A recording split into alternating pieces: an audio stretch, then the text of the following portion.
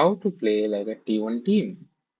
And अभी उस module का हम देखने जा रहे हैं chapter number 1, that is refining team identity and win conditions.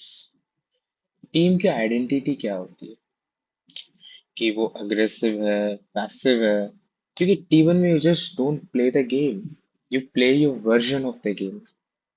समझ रहे हो कि तुम्हारी identity is that the consistent way your team wins the games, fights and zones based on your strength, weaknesses and synergy।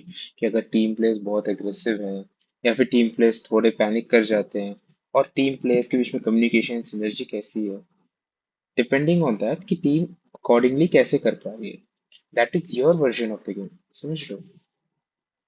But उसमें क्या क्या आता है कि टीम का स्ट्रॉन्ग मैप कौन सा है और उसमें स्ट्रॉन्ग ड्रॉप्स कौन सी है, और फिर रोटेशन टाइमिंग्स कैसी है कि कुछ टीम्स लेट रोटेट करती है, कुछ टीम्स अर्ली रोटेट करती है। अब इसका मतलब ये नहीं कि लेट रोटेट करने वाली टीम अर्ली रोटेट में मर जाएंगी, नहीं, उनको भी आता है, but their strong hold is their late rotation. जैसे सोल होगी, थोड़ी गॉड होगी, they deliberately slow their rotation कि क्योंकि उनको लगता है कि उसमें ज्यादा पॉइंट्स है।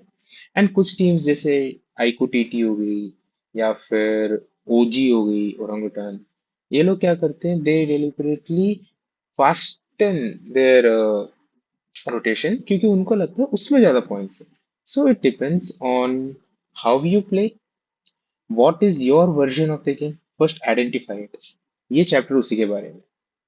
तो उसको आइडेंटिफाई कैसे करा जाए, team discussions are really important. और उसमें सवाल पूछो अपने टीम से, खुद से भी, कि हम अर्ली रोटेट करें या फिर एज ओरिएंटेड प्लेयर्स हैं, हम सेंटर डोमिनेट करते हैं या फिर एज डोमिनेट करते हैं, हमारी फाइट हैवी है या फिर प्लेसमेंट स्मार्ट है हम, या फिर हाइब्रिड है, क्या फिर हर चीज कर सकते हैं, like, समझ रहे हो, और कौन सी मैप में हम डोमिनेट करते हैं। There are lot of examples like that. इतना ज्यादा तुम एनालाइज एंड डिस्कस करोगे, you can find what you are in the game. क्योंकि तुम टीम्स को कॉपी करके T1 नहीं बन सकते। ऑब्वियसली टीम से सीख सकते हो, but you have to build your own version. Common T1 teams and उनके प्ले स्टाइल की उन्होंने उनकी खुद की पहचान कैसी बनाई। समझ रहे हो? एंड ऐसा नहीं है कि सिर्फ यही बेस्ट है, नहीं, वो लोग अपनी चीज में बेस्ट है, वैसे ही तुम लोगों को तुम्हारी चीज में बेस्ट बनना पड़ेगा। अपनी विन कंडीशंस को डिफाइन करने के लिए, जैसे कि अलग अलग तुम सिचुएशन को रिपीटेडली करके देखो स्क्रिम्स में, उसमें तुम्हारी कौन सी चीज बेस्ट है, वैसे भी फाइन कर सकते हो। जैसे अर्ली रोटेशन कंपाउंड होल्ड करके देखो, अगर उससे तुम्हें जीत मिल रही है, या फिर एच फाइट थर्ड पार्टी करके देखो, अगर उससे तुम्हें जीत मिल रही है। समझ रहे हो?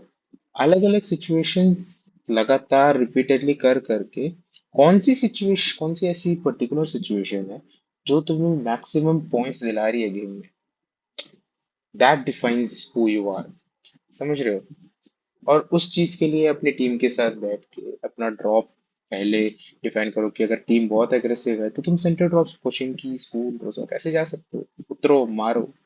या फिर टीम थोड़ी सी पैसिव खेलना चाहती है, नहीं भाई लूट पहले रखते हैं, देन उसके बाद विल गो, विल फाइट। जैसे यासना हो गया, जॉर्ज हो गया, etcetera etcetera. Early rotation, backup rotation, सब कुछ, हर चीज तुम अपनी टीम के साथ बैठ के पहले स्ट्रेटेजाइज एंड प्लान करो, that will map everything in the game, that how you know कि तुम्हारा पॉइंट ऑफ व्यू क्या है इस चीज के लिए, इस जोन के लिए, या फिर इस सिचुएशन के लिए, तुम्हारा पॉइंट ऑफ व्यू कैसे एंड तुम उसको कैसे एग्जीक्यूट कर रहे हो, it defines who you are. अब उसके लिए कुछ ड्रिल्स यहाँ पे सजेस्ट किया गया है कि तुम अपने यूजुअल स्टाइल में करो, and out of the game जो प्ले स्टाइल तुमने डिस्कस किया था उसको स्टिक करो, फिर उसको खेलो, एंड अपनी टीम पे फाइट तभी फोकस करो। समझ रहे हो? जब तुम्हें लगे कि हाँ मैं निकाल लूंगा, या फिर तभी फोर्स करो कि नहीं मुझे ये चीज करके देखनी है and I want to know the outcome of this. Try out things, तभी तुम चीजें कर पाओगे। एक ही चीज देखी एंड यही चीज करनी है, नहीं, मैंने ये चीज देखी है, मेरे को ये चीज करके देखना है, इसके अलावा मेरे को ये चीज भी करके देखना है। मतलब one knock push, okay, I do that every day, but zero knock push जब तक मैं करके नहीं देखूंगा तब तक मेरे को पता ही नहीं चलेगा। क्या पता जीरो नॉक पुश पे सामने वाली टीम डर जाए और मेरी टीम में कॉन्फिडेंस बहुत ज्यादा आ जाए और बाकी टीम 20 किल 25 किल लेकर निकल जाए, वी डोंट नो। समझ रहे हो? एंड मैच के बाद जो भी तुम्हारी गलतियां हैं उन सबको नोट करो, रिव्यू करो, हर चीज। हाँ, ऑप्टिमाइजिंग बेस्ड ऑन आइडेंटिटी। वही, अगर जैसे तुम्हें पता चल गया कि भाई मेरी टीम बहुत एग्रेसिव है, तो उस चीज पे तुम्हें रोज प्रैक्टिस करना है। Like see, identify fights without third party possibility and take direct 4v4s, focus on synergy pushes and fast trades, run daily 4v4 pushes. Like बहुत ड्रिल्स हैं। अगर तुम्हें एक बार पता लग जाए कि मेरी टीम ऐसी है, मेरे प्लेयर्स बहुत एग्रेसिव है, मेरे प्लेयर बिल्कुल नहीं डरते, मैं करूंगा, मैं नए नए चीजें ट्राई करूंगा, मैं नई नई चीजें सीखूंगा। जितना ज्यादा तुम एक्सपीरियंस गैदर करोगे खेल खेल के उतना ज्यादा तुम्हारे लिए ही विन है। Same for priority, sorry zone priority teams and hybrid teams. या जैसे एग्जाम्पल आइडेंटिटी प्रूफ, जैसे जैसे मैंने बोला कि हाँ we are a fight adapted team and हमारा गोल यहाँ पे सिक्योर करने का है, फिर थर्ड पार्टी बनाने की है, फिर जो हमारी डोमिनेंस है उसको अच्छे से यूटिलिटी उसको यूटिलाइज करना है, लाइक दैट। चैप्टर गोल्स ये बस ऐसे ही लिख रखा था।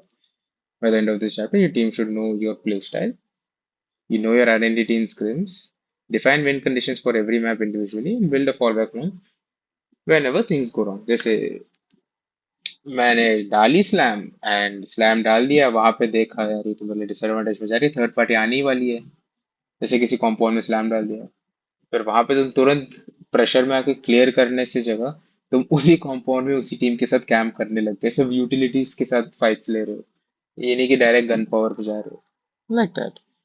फिर या फिर कॉम्पाउंड में रहते रहते जिस टीम का थर्ड पार्टी पुश बन रहा है उसी टीम पे तुमने नॉक निकाल दिया एक बंदे ने, and बाकी 3 बंदे कॉम्पाउंड वालों को देख रहे हैं, like situation wise vice versa तुम देख रहे हो, like that. Okay guys, so that's it for this video and thank you for watching. ये पहला वीडियो था and this is chapter 1 of becoming a T1 team. And ऐसी chapter के videos को अगर मिस नहीं करना है तो do like the video and subscribe to the channel. Thank you, until next time.